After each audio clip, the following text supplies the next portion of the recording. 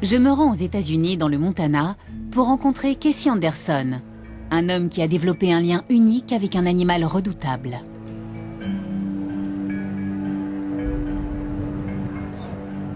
Il doit faire 500 kilos au moins.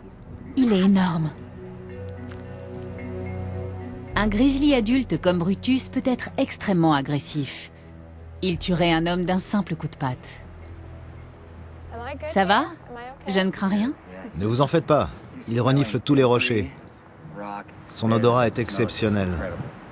C'est comme ça qu'il perçoit le monde, en humant le vent. Pas vrai, mon grand? Qu'est-ce que tu sens? Je mobilise toute mon énergie pour rester là, vous savez. Le grizzly est un animal qu'on nous apprend à craindre. Il pourrait me découper en deux, j'imagine.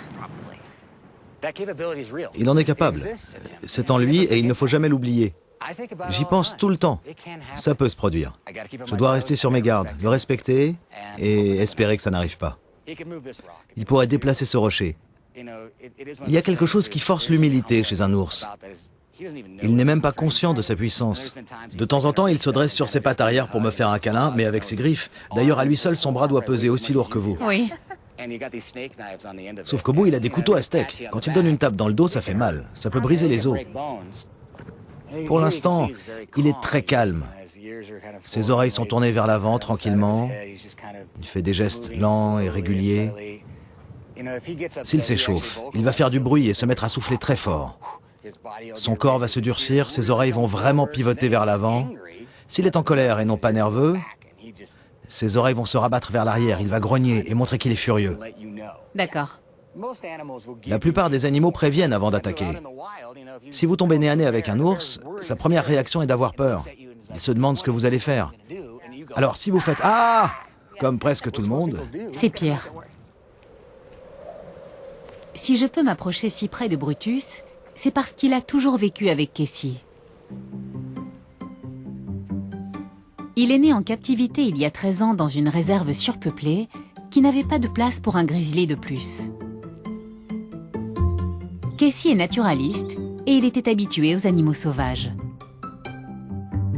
Il a décidé de le sauver.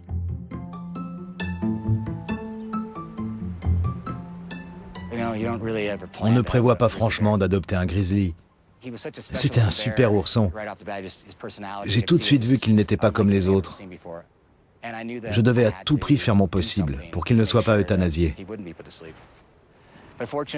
Par chance, un super ourson a rencontré un chic type et ça a fonctionné.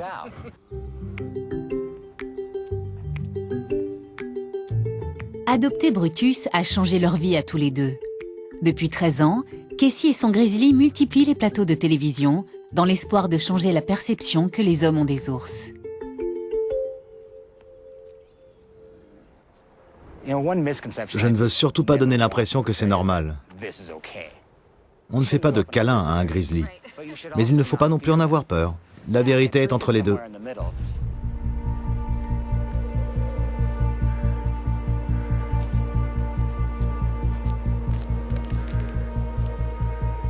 Parce qu'il est né en captivité, Brutus ne pourra jamais retourner à l'état sauvage. 11 ans après leur rencontre, Casey a utilisé l'argent gagné ensemble pour offrir à son ours une réserve exclusive. Maintenant que Brutus est adulte, Casey ne peut plus jouer avec lui. Ce qui ne les empêche pas de rester proches. Mais plus il se détache de l'ours, et plus son vieil ami se montre imprévisible. Quand Brutus était tout petit, Casey pouvait vraiment interagir avec lui. Mais cette époque est révolue. Brutus pèse près de 500 kilos. C'est un très très gros animal. Un simple geste d'affection envers Casey pourrait le blesser gravement, peut-être même le tuer.